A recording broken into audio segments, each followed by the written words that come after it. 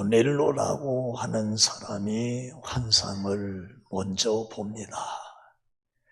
그리고 베드로라고 하는 사람이 또 기도하다가 환상을 봅니다. 시간적으로 보면은 제9시 곧 우리 시간으로 말하면 오후 한 3시쯤 됐고, 베드로가 또 옥상에서 본 환상은 이튿날 제6시 곧 정오라 그랬습니다.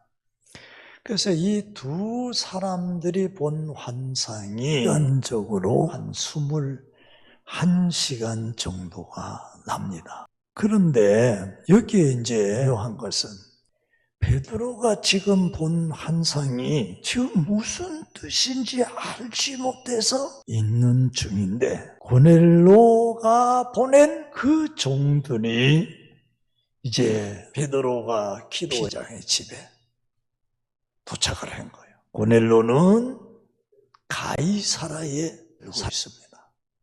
그리고 베드로는 요바의 피장의 집에 그 집에서 옥상에서 기도하다가 이제 환상을 봤습니다. 그래서 이 가이사라에서 고넬로가 보낸 그 종들이 요바까지 오는 시간이 한 50km 정도 거리니까 아마 하루 종일 좀 걸어야 도착을 할 수 있습니다.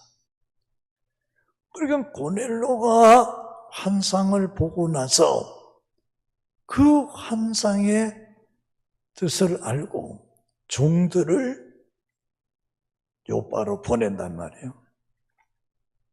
그래서 그 종들이 부지런히 와가지고 이제 도착을 해서 베드로를 찾으니까, 베드로는 지금 옥상에서 기도하다가 환상을 보고서에 도대체 왜 하나님께서 나에게 이런 환상을 보여줬는가 하고 고민을 하고 이게 도대체 뭔 뜻이가 하고 있는데, 고넬로가 보낸 종이 베드로 선생님이 이 집에 계십니까? 하고 찾아온 거예요. 그런데 이 소리를 듣는 순간에 또 아주 신비한 역사가 일어납니다. 그 베드로는 도대체 나를 찾는 사람이 누구냐? 누가 나를 찾아왔을까? 그러고 있는데 성령께서 베드로에게 지시를 하는 거예요. 베드로야, 조금 더 의심하지 말고 너를 찾아온 사람들과 가거라. 조금 더 의심하지 말고 그 두 사람이 와서 모시고 이제 가려고 하니까 의심하지 말고 따라가라. 그래서 이게 오늘 읽은 본문에 있는 내용의 말씀입니다. 우리가 오늘 이 말씀을 보면서 우리에게 주시는 하나님의 놀라운 은혜의 말씀이 있는데, 그게 뭐냐 하면은 17절에 있는 내용의 말씀인데, 우리 예수 그리스도를 영접하고 믿는 성도에게는 우연이라고 하는 것은 없다. 17절에 보니 베드로가 본 환상이 무슨 뜻인지 알지 못해서 고민을 하고 있는데 그랬습니다. 마침 이때에 고넬로가 보낸 사람들이 들어왔더라 그랬습니다. 그러니까 이 사건을 보면은 참 기가 막힌 참 우연이다 이렇게 할 수 있다 이 말이에요. 어떻게 이렇게 딱 들어맞을 수가 있을까? 참 기가 막힌 우연이다. 그렇게 생각할 수 있다 그 말이에요. 그래서 이 사건은 절대로 우연이 아니고 하나님의 철저한 하나님의 섭리에 의해서, 하나님의 계획에 의해서, 하나님의 뜻에 의해서 이루어진 사건이다. 할렐루야. 그래서 여러분들, 세상에는 우연이라고 하는 것은 없습니다. 우리 예수 그리스도를 믿는 성도는 절대로 우연이라고 하는 것은 없습니다. 예를 들어서 참새 2마리가 한 아사리온에 팔리는 것이 하나님의 허락 없이는 안 된다 그랬어요. 아니, 그 참새를 사고 팔고 하는 것이 어떻게 보면은 사람이 내가 사고 팔고 하는 것이지 뭐 이렇게 얘기할 수 있는데, 그런데 그 참새 한 마리를 사고 파는 것까지라도 하나님의 허락 없이는 안 된다. 그래서요. 그리고 여러분들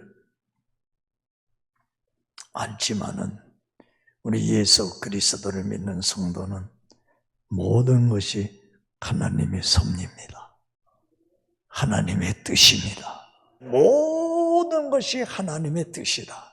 하나님의 섭리 속에서 이루어진다. 하나님의 계획 속에서 이루어진다. 여러분들이 지금까지 살아온 것은 우연하게 되어진 것이 아니고 모든 사건 속에 하나님이 섭리하셨고 하나님이 계획하셨고 하나님이 그 섭리와 계획 속에서 다 진행돼. 지금도 마찬가지고 앞으로도 하나님의 섭리 속에, 하나님의 계획 속에, 하나님의 뜻 가운데 모든 일들이 진행되고 이루어진다고 하는 이 사실을 여러분들 믿으시기를 주의 이름으로 축복합니다.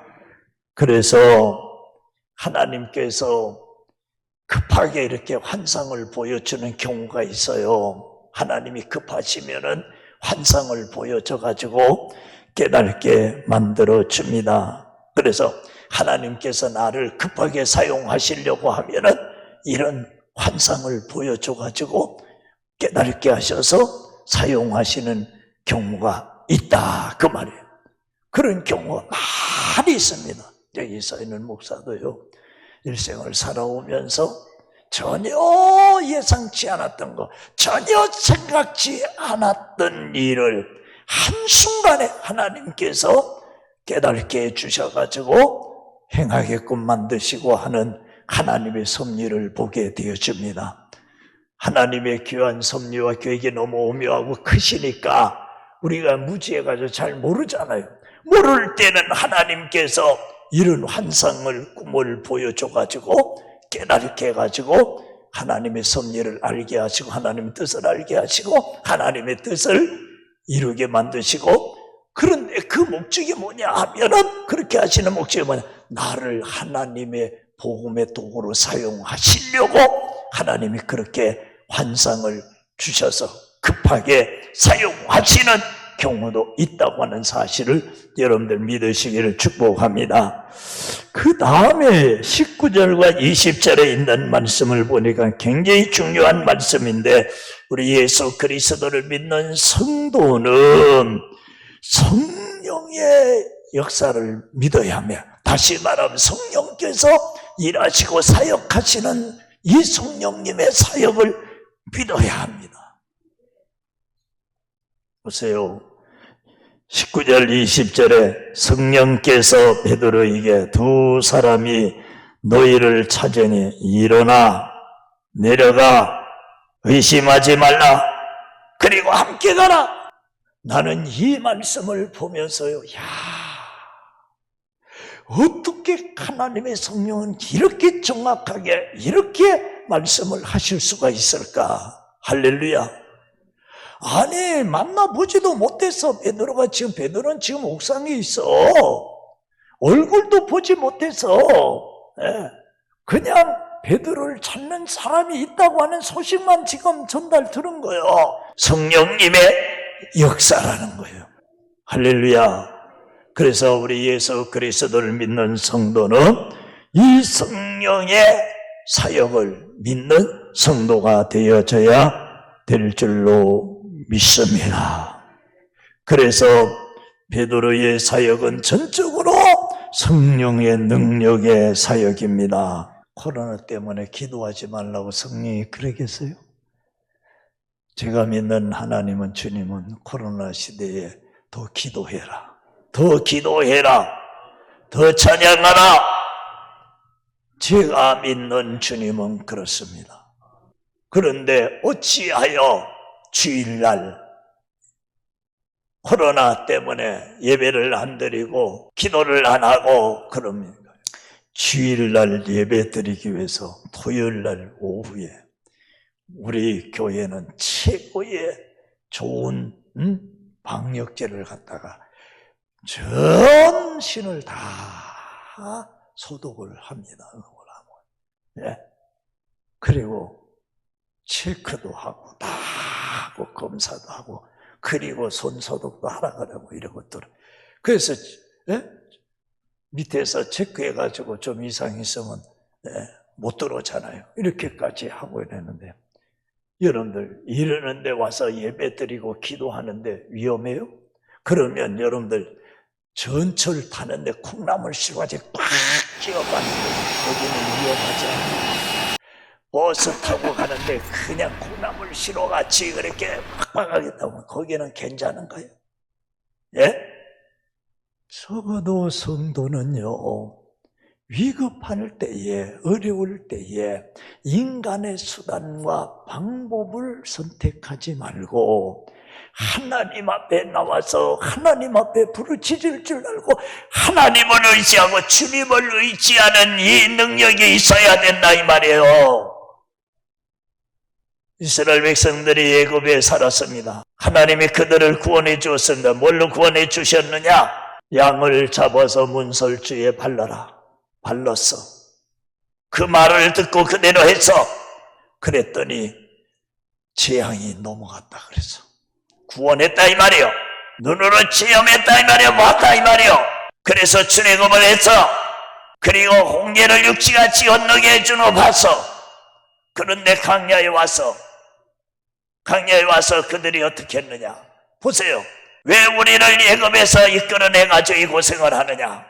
차라리 애굽에서 고기 먹고 오이 먹고 수박 먹고 부추 먹고 거기서 사는 것이 낫지 왜 그랬느냐. 여러분들 그게 고정관념이에요. 하나님의 능력을 보고도 주의 능력을 보고도 그렇게 한 결과 그들이 어떻게 했어요? 다시 말하면은 하나님의 구원의 능력을 믿지 않았다 이 말이요. 그리고 하나님을 원망했다 그 말이요. 그리고 그들은 어려울 때에 인간의 수단과 방법을 얘기했다 이 말이에요. 그게 바로 고정관념이에요. 하나님을 의지하지 못하게 만드는 이 습관이라 그 말이에요. 오늘날 예수 그리스도를 믿는 성도들이 믿는다고 하면서 세상에 옛날에 낡은 생각, 낡은 습관에 매여가지고 하나님을 경외하고 하나님을 의지하는 것은 그 낡은 생각 거기에 사로잡혀가지고 벌벌 떨고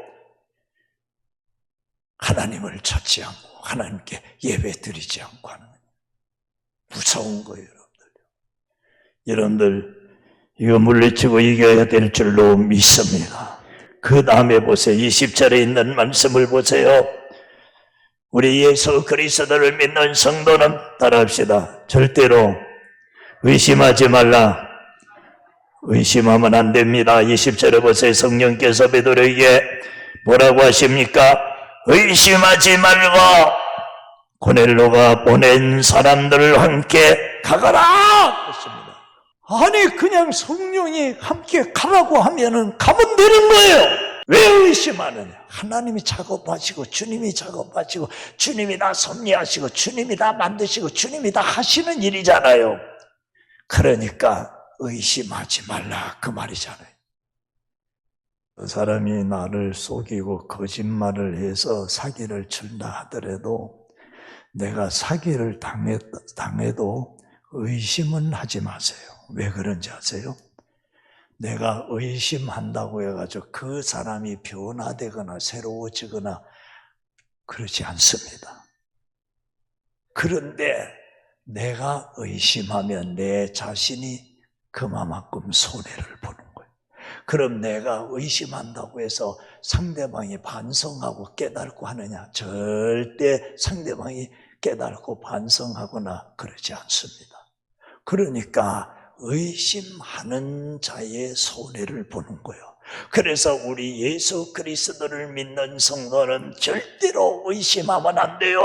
알면서도 의심은 하지 말으라는 거예요. 그런데 오늘날 예수 그리스도를 믿는 성도들이 왜 그렇게 하나님의 말씀을 하시고 그리고 성령께서 말씀하시고 죄등들이 증거하고 깨우쳐 주는데도 그걸 자꾸 의심하는 거예요. 믿지 않는 거예요. 다시 말하면 의심한다고 하는 것은 그 말을 받아들이지 않는다, 그 말을 믿지 않는다는 거예요. 그러면 자기도 모르게 이미 의심이라고 하는 것이 있어가지고 다 지금 가로막고 있는 거예요. 다 못 들어오게, 믿지 못하게끔 다 만들고 있는 거예요. 그게요. 근데 본인 자신이 그걸 모르는 거예요. 세상의 사람들은요, 믿을 수가 없을라는지는 모릅니다만은, 그러나 여러분들 성령이 하시고 주님이 하시는 일은 여러분들 믿어야 합니다. 그대로 성령이 말씀하시는 대로 믿으면 되는 거예요. 아멘. 의심하지 말라고 강조한 것은 왜 의심하지 말라고 합니까? 내가 하는 일이다. 내가 만든 일이다. 내가 다 계획한 일이다. 성령께서 계획한 일이다. 순종해야 되는데 순종 안 하잖아요. 사실은 의심은 순종의 무덤이에요. 헌신을 가로막는 장애물이 되는 거예요. 그러니까 하나님과의 관계된 모든 일에서 가로막는 장애다. 가장 큰 장애다. 여러분들 밖에 있는 장애는 치우면 돼. 갖다 치워버리면 돼. 그런데 내 속에 자리 잡고 있는 의심은요, 이거요, 누가 치워줍니까? 예? 이게 보통 문제가 되는 게 아니에요. 그래서 여러분들요, 자꾸 믿어지지 않고 의심이 생기면 여러분들 좀 하루라도 밥을 먹지 말고 하나님 앞에 좀 기도를 해보세요. 네. 그래서 그 의심을 몰아내야 합니다. 네. 사람과의 관계도 마찬가지입니다. 의심하게 되어지면은 여러분들 본인이 그 일을 위해서 하나님 앞에 정말로 죽도록 하나님 앞에 기도를 한번 하룻밤이라도 하나님 앞에 기도를 해보면은 여러분들 보여요. 알게 되어져요. 그런데 그만 의심 나는 대로 해버리면요, 그만 문제가 생기는데, 문제가 생기는 것은 나에게 하나님과의 그 깊은 영적인 관계에서, 성령님의 그 관계에서 그만 순종이 무덤이 되고, 그 헌신이 그만 헌신의 십자가를 지고 헌신한 것이 그만 장애가 되고 가로막는 결과가 오기 때문에 아무것도 할 수 없어요. 아무것도 못해요. 아무것도 못합니다. 여러분들 보세요. 제가 경험한 주님은요, 절대로 거역하는 자, 의심하는 자, 불편하게 하나님이 쓰시려고 하실 때 불편한 사람 하나님이 안 쓰셔요. 예, 면하고 순종하는 자를 하나님이 쓰시고 축복해 주시는 주님이시라고 하는 것을 여러분들 믿으시기를 바랍니다. 여기에는 자격하고는 관계가 없습니다. 이미 하나님이 다 알고 계시기 때문에요. 주님이 다 알고 계시기 때문에. 그래서 성령께서 역사하시고 성령께서 작업하시고 성령께서 하시기 때문에 그렇습니다. 그래서 여러분들 혹이라도 의심이 생기면은 기도하시기를 축복합니다. 의심은 순종을 삼켜버리는 무덤이 됩니다. 그리고 의심이 싹트기 시작하면은 앞이 보이지 않습니다. 그리고 의심은 마치 캄캄한 밤에 날벼락 끝에 서 있는 길과 같습니다. 벼락 끝에 서 있는. 벼락 끝에서는 길이 없다는 얘기예요. 마치 의심이라는 건 캄캄한 밤에 날벼락에 서 있는 것 같은 거예요. 그러니까 길이 없다는 거예요. 방법이 없다는 거예요. 그래서 여러분들 의심하면은 안 됩니다.